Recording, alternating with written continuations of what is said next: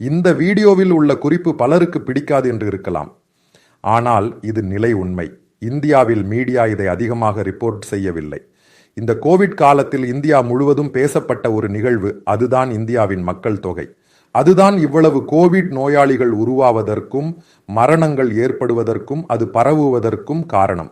நாம் இன்றைக்கு உலகில் அதிக மக்கள் தொகை கொண்ட நாடு. அதாவது நமது இந்தியா என்னவென்றால், மெக்கின்சி சொல்வது என்னவென்றால், இந்தியாவை பற்றி, இந்தியாவின் எகானாமிக் வளர்ச்சியை பற்றி, இந்தியாவின் மெயின் பவர் அதாவது இளைஞர்கள், அவர்கள் மூலமாகவே வரும் ஆண்டுகளில் இந்தியா குளோபல் எகானாமிக் சூப்பர் பவர் ஆகும் சாத்தியம். அதாவது இந்தியா என்ற நாடு பொருளாதார ரீதியாக பணக்கார நாடாக வேண்டும் என்றால் இந்த இளைஞர்கள் மூலமாகவே அது நிகழும் சாத்தியம் உள்ளது. ஒவ்வொரு ஆண்டும் வளர்ச்சி விகிதம் இப்படி வந்து தோராயமாக 2045 ஆண்டுகளுக்குள் நாம் 3வது பெரிய பொருளாதார சக்தியாக ஆகும் என்று மெக்கின்சி இன்டர்நேஷனல் கன்சல்டன்சி ரிப்போர்ட் செய்துள்ளது. இதன் ரிப்போர்ட்டுகள் அனைத்தும் நெட்டில் கிடைக்கின்றன, நீங்கள் படித்து பார்க்கலாம். ஆனால் இந்த முறை வெளியான தி எக்கானமிஸ்ட் என்று சொல்லப்படும் குளோபலி மிகவும் பிரபலமான மேக்சின், மிகவும் நம்பகமான மேக்சின் ஆகும். அவர்கள் இந்தியாவில் உள்ள இந்த சவாலை, இந்தியா எகானாமிக் வளர்ச்சி அடைவதற்கான மிக முக்கியமான சவாலை எதிர்கொள்ளப் போகிறார்கள். டேட்டா உள்ளிட்ட அனைத்து விஷயங்களும் வருகின்றன. அதற்குள் மிக முக்கியமாக சொல்வது, 2020 முதல் 2021 வரை இந்தியாவின் மக்கள் தொகை கூர்மையாக குறைந்துள்ளது. புதிய குழந்தைகள் பெரிய அளவில் பிறக்கவில்லை. அதாவது புதிய தலைமுறை பிறக்கவில்லை. இது நகரங்களில் மட்டுமல்ல, கிராமங்களிலும் நடந்துள்ளது. அதாவது மக்கள் நியூக்ளியர் குடும்பங்களுக்கு மாறியுள்ளனர். 2 குழந்தைகள் 1 குழந்தை என்ற முறை முன்பு நகரங்களில் இருந்தது. இது இப்போது கிராமங்களிலும் காணப்படுகிறது. இதுதான் நான் சொல்வது, எகானாமிக் வளர்ச்சி அதிகரிக்கும் போது, கல்வி அதிகரிக்கும் போது அவர்களின் லைஃப் ஸ்டைலில் மாற்றம் ஏற்படும். அதன் ஒரு பகுதியாக அதிக குழந்தைகள் தேவையில்லை என்ற முடிவு எடுக்கப்படுகிறது. ஏனெனில் உள்ள குழந்தைகளை சரியாக படிக்க வைத்து அவர்களை காப்பாற்றலாம்.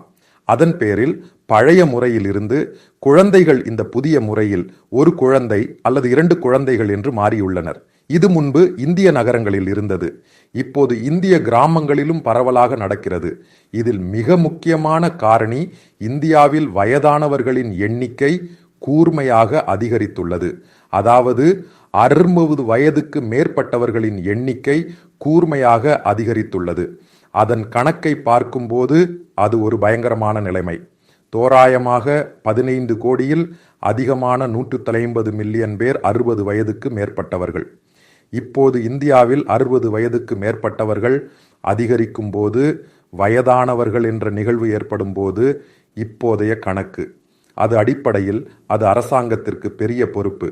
ஏனெனில் அவர்களின் உற்பத்தி திறன் அதிகரிக்கிறது. அவர்களால் மேலும் பழையபடி வேலை செய்ய முடியாது. பின்னர் அவர்களுக்கு அரசாங்கம் ஓய்வூதியம் கொடுக்க வேண்டும். அவர்களின் ஆரோக்கியத்தை கவனிக்க வேண்டும். இதில் ஒரு பெரிய தொகை செலவாகிறது. இது அரசாங்கத்தின் பட்ஜெட்டையும் அரசாங்கத்தின் எதிர்கால பொருளாதார வளர்ச்சியையும் பெரிதும் பாதிக்கும். இது இந்தியாவில் மட்டுமல்ல, உலகம் முழுவதும் நடந்த விஷயம். இது பல ஐரோப்பிய நாடுகளும் எதிர்கொள்ளும் பிரச்சினை. ஜப்பான் எதிர்கொள்ளும் பிரச்சினை, இத்தாலி எதிர்கொள்ளும் பிரச்சினை, ஜெர்மனி எதிர்கொள்ளும் பிரச்சினை, UK மற்றும் பிரான்ஸ் எதிர்கொள்ளும் பிரச்சினை. அந்த ரிப்போர்ட்டில் சொல்வது, 2050 ஆகும்போது இந்தியாவில் வயதானவர்கள் என்று சொல்வது, அதாவது 60 வயதுக்கு மேற்பட்டவர்களின் எண்ணிக்கை தோராயமாக 35 கோடியை எட்டும். அதாவது சில நேரங்களில் அது 50 கோடியை தாண்டி வரும். 50 ஆண்டுகள் கழிந்த பிறகு இந்தியாவின் மக்கள் தொகை என்று சொல்வது இந்த 140 கோடி அல்ல. அது சிந்திக்க வேண்டிய விஷயம். அது நேராக மாறி அது 100 கோடிக்கு கீழே வரும். ஏனெனில் புதிய குழந்தைகள் பிறக்கவில்லை. இந்தியாவின் மக்கள் தொகை 140 கோடியிலிருந்து இந்த 100 கோடிக்கு கீழே வரும்போது, இந்த 50 ஆண்டுகள் கழிந்த பிறகு இந்தியாவின் மக்கள் தொகையில் பாதி, அதாவது 50% 60 வயதுக்கு மேற்பட்டவர்கள் ஆகும்போது, நீங்கள் சிந்தியுங்கள், நமது நாடு இந்த வளர்ச்சியை அடைந்து முன்னேற முடியுமா?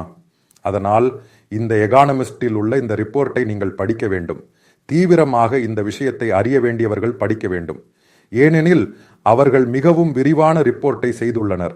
அடிப்படை நிலையிலிருந்து செய்துள்ளனர். அழகான அனாலிசிஸ் அதற்குள் கொடுக்கப்பட்டுள்ளது. ஏன் இவ்வளவு மக்கள் தொகை குறைகிறது? நான் சொன்னேன், லைஃப் ஸ்டைல் சிறந்த கலாச்சாரத்தை நகலெடுக்கிறது. அதன் ஒரு பகுதி. பின்னர் மற்றொரு நிகழ்வு என்னவென்றால், நாம் சிந்திக்க வேண்டிய விஷயம். நகர்ப்புற கலாச்சாரத்தில், அதாவது நகரங்களில், பெரும்பாலும் இளைஞர்களுக்கு திருமணம் செய்ய ஆர்வம் இல்லை. அவர்களுக்கு லிவிங் டுகெதர் தான்.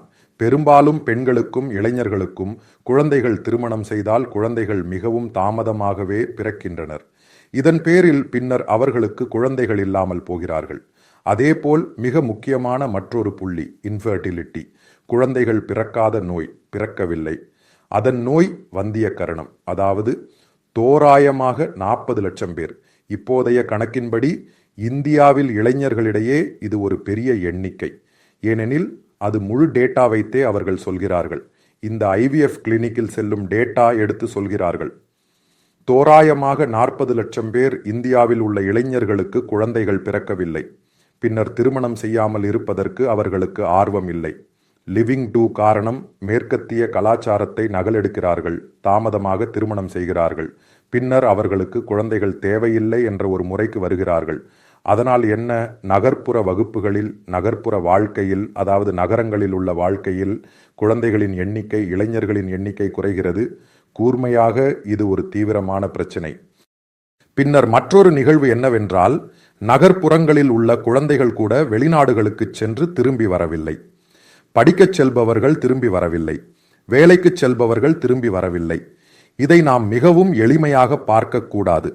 ஏனெனில் ஒரு நாட்டை நிலைநிறுத்தி முன்னேறி பொருளாதார வளர்ச்சியையும் பல வளர்ச்சிகளையும் அடைய நமக்கு இளைஞர்களின் எண்ணிக்கை தேவை. புதிய தலைமுறை தேவை. அப்படி இல்லாததால் தான் நமது நாட்டில் இருந்து பெரிய அளவில் மக்கள் வெளிநாடுகளுக்கு செல்கிறார்கள். இது இந்தியாவின் பொருளாதார வளர்ச்சியை பிரதிபலிக்கும். அதாவது நாம் இப்போது பொருளாதார ரீதியாக முன்னேறும் போது நாம் வயதானவர்களாகி விடுவோம். அது அரசாங்கத்திற்கு ஒரு பெரிய பொறுப்பாக இருக்கும். ஏனெனில் பட்ஜெட்டின் பெரும் பகுதி 60 வயதுக்கு மேற்பட்டவர்களின் ஆரோக்கியம் மற்றும் ஓய்வூதியம் கொடுப்பதற்காக செலவாகும். ஏனெனில் பழைய வயது ஓய்வூதியம் உள்ளது. அதற்காக பெரிய பட்ஜெட் ஒதுக்கி நலன்புரி திட்டங்களுக்காக, அதாவது நாட்டின் முழு உள்கட்டமைப்புக்கும் மற்ற நலன்புரி திட்டங்களுக்கும் பணம் இல்லாமல் போகும். இது ஜெர்மனியில் நடந்தது, இது யுகேயில் நடந்தது, இது பிரான்சில் நடந்தது. அதனால்தான் பிரான்ஸ் இந்த ஓய்வூதிய வயதை அதிகரித்தது. அதாவது நாம் எதிர்பார்த்தது போல் இல்லை. இது மிகவும் தீவிரமான பிரச்சனை. சீனாவில் முன்பு ஒரு குழந்தை கொள்கை இருந்தது. பின்னர் 2 குழந்தைகள் கொள்கைக்கு மாறினர். இப்போது விருப்பப்படி குழந்தைகளை பெறலாம்.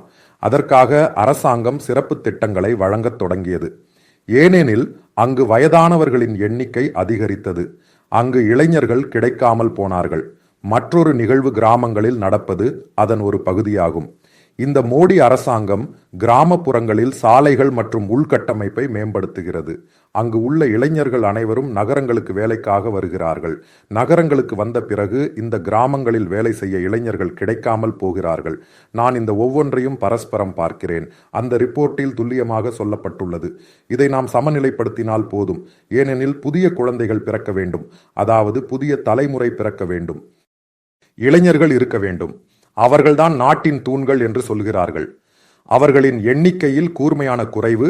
நீங்கள் அந்த கிராபிக்ஸை பார்த்தால் புரிந்து கொள்வீர்கள். எந்த விதத்தில் இது நம்மை பாதிக்கப் போகிறது என்பதை அறிந்து கொள்வீர்கள். அந்த முறையை பார்த்தால் இந்தியா என்ற நாடு முன்னேறுவதற்கான சாத்தியம் அதிகம். ஏனெனில் இது எல்லாவற்றையும் பாதிக்கும். நீங்கள் புரிந்து கொள்ள வேண்டியது, உலகின் புதிய பொருளாதாரம் என்பது மனித வளம் அடிப்படையிலானது. தொழில்நுட்பமும் மனித வளமும் ஒன்றிணைந்ததுதான். இந்த வயதானவர்களுக்கு ஓய்வூதியம் மற்றும் பிற பொருட்கள் கொடுத்த பிறகு நாம் இத்தாலி என்ற நாட்டை பார்த்து துல்லியமாக பிடித்துக் கொள்வோம். என்ன நடந்தது? ஏனெனில் உற்பத்தி திறன் கூர்மையாக குறையும். அதற்குள் பலர் சந்தேகம் கேட்ட நிகழ்வு உள்ளது. இந்த முஸ்லிம்களுக்கு அதிக குழந்தைகள் உள்ளன அல்லவா? அதிக குழந்தைகளை பெறுவது ஒரு உண்மையான சந்தேகம். இதை பற்றி மக்கள் தொகை கட்டுப்பாட்டில் உள்ள ஒருவருடன் நான் 2 அல்லது 3 மணி நேரம் முன்பு பேசியிருக்கிறேன். அன்று அவருடன் பேசிய போது அவர் சொன்ன ஒரு விஷயம் உள்ளது. முஸ்லிம் குடும்பத்தில் உள்ள மிகப்பெரிய பிரச்சினை என்பது இந்த 2 பெற்றோரும் கல்வி அறிவு இல்லாதவர்கள். முதல் விஷயம், அவர்கள் 4 அல்லது 5 குழந்தைகளை பெறுகிறார்கள். ஏனெனில் மத ரீதியாக குழந்தைகள் என்பது விருப்பப்படி இருக்கலாம். ஒரு வீட்டில் ஒரு கணவனுக்கும் மனைவிக்கும் 5 அல்லது 6 குழந்தைகள் இருப்பதை கற்பனை செய்து பாருங்கள். புள்ளி விவர ரீதியாக சொல்வது அரசாங்கத்தின் கணக்கு, அது ஏற்கப்பட்ட கணக்கு. இந்த மனைவி என்று சொல்லப்படுபவர்கள் ஒரு 4 ஆண்டுகளுக்குள் தொடர்ந்து 2 அல்லது 3 குழந்தைகளை பெற்றெடுக்கிறார்கள் என்று கற்பனை செய்து பாருங்கள். இந்த மனைவியின் ஆரோக்கியம் பிரச்சனையில் சிக்குகிறது. இதுதான் அதன் மிக முக்கியமான பிரச்சனை. ஏனெனில் இதேபோல் டெலிவரி நடக்கிறது. அதேபோல் இனி குழந்தைகளுக்கு ஊட்டச்சத்து கிடைக்கவில்லை. ஏனெனில் இவர்கள் மிகவும் குறைந்த வருமானம் உள்ளவர்கள். ஏனெனில் கல்வி அறிவு இல்லை. மத ரீதியான காரணங்களால் பெண் வெளியே சென்று வேலை செய்ய முடியாது. இவருக்கு இந்த சரியான வேலை எதுவும் இல்லை. அது ஒரு தினசரி கூலி வேலை மற்றும் இது அது எல்லாமே. இவருக்கு இந்த குழந்தைகளுக்கு ஊட்டச்சத்து கொடுக்க இன்றைய பொருளாதாரம் எதுவும் இல்லை. ஊட்டச்சத்து இல்லை. அதேபோல் தடுப்பூசி போடுவது போன்ற பல விஷயங்கள் வந்த பிறகு இந்த 6 குழந்தைகள் இருந்தால் அதில் 1 அல்லது 2 குழந்தைகள் மட்டுமே காப்பாற்றப்படுவார்கள். அதுதான் அதன் ஒரு விஷயம். 10 ஆண்டுகள் கழித்து நீங்கள் அதன் கணக்கை நான் முழுவதும் எடுத்து டேட்டா அனுப்பி காட்டியது. அது முடிந்த பிறகு நடக்கும் நிகழ்வு. இந்த 2 குழந்தைகள் காப்பாற்றப்பட்டார்கள் என்று நினைத்து பாருங்கள். இந்த 2 குழந்தைகளும் 10 அல்லது 25 வயதான பிறகு அதில் ஒரு குழந்தை இறந்து போகும். பின்னர் மற்ற குழந்தை படுக்கையில் இருப்பார். இதுதான் இந்த முஸ்லிம் குடும்பங்களில் நடக்கும் மிகப்பெரிய பிரச்சனை. முதலாவதாக கல்வியறிவு இல்லாமை. மத ரீதியான வாழ்க்கையில் அதிக குழந்தைகளை உருவாக்குகிறார்கள். இந்த தாய்க்கு இந்த ஊட்டச்சத்து மற்றும் பராமரிப்பு கொடுக்கப்படுவதில்லை. இதுதான் காசாவிலும் பாலஸ்தீனிலும் நடக்கும் விஷயம்.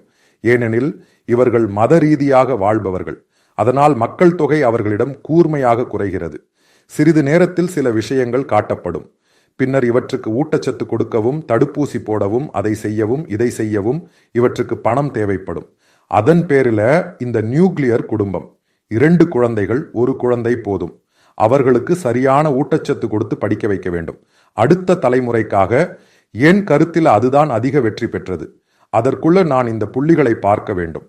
அதற்குள் இந்தியாவில் ஏற்பட்ட பெரிய கூர்மையான குறைவு காரணமாக திருமணம் செய்யும் எண்ணிக்கை குறைகிறது. குழந்தைகள் மந்தமாகிறார்கள். அதன் எண்ணிக்கை அதிகரிக்கிறது. அதற்கு பல காரணங்கள் உள்ளன. இந்தியாவின் வானிலை உள்ளது. பின்னர் சுற்றுச்சூழல் பிரச்சனைகள் உள்ளன. ஏனெனில் மாசு ஒரு பிரச்சனை, ஆரோக்கியம் ஒரு பிரச்சனை. இவற்றையெல்லாம் கடந்து நமது இந்த நிகழ்வு, அதாவது இந்த 2080ஆம் ஆண்டுக்குள் இப்போது இவர்கள் கணக்கிடுவது இந்திய மக்கள் தொகை என்று சொல்வது 100 கோடிக்கும் 90 கோடிக்கும் கீழே இருக்கும். அந்த நேரத்தில் 2050இல் இந்தியாவின் மக்கள் தொகையில் 35 முதல் 40 கோடி வரை, அதாவது பாதி, அது 60% மேல் ஆகும் என்றால் வயதானவர்கள் ஒரு பெரிய சாத்தியமான அச்சுறுத்தலில் இருக்கிறார்கள். இதை பற்றி மேலும் ஆய்வுகள் நடத்தப்பட வேண்டும். ஏனெனில் கல்வி கற்பிக்கப்பட வேண்டும். இளைஞர்களுக்கு இந்த குழந்தைகள் இல்லை, குழந்தைகள் தேவையில்லை. அவர்கள் வெளிநாடுகளுக்கு செல்ல வேண்டும். இவை அனைத்தும் மிகவும் தீவிரமான பிரச்சனைகள். வரும் காலத்தில் மத்திய அரசாங்கமும் மற்ற அரசாங்கங்களும் இதை பற்றி சாத்தியமான வகையில் சிந்தித்து நல்ல முடிவுகளை எடுக்கும் என்று நம்பலாம்.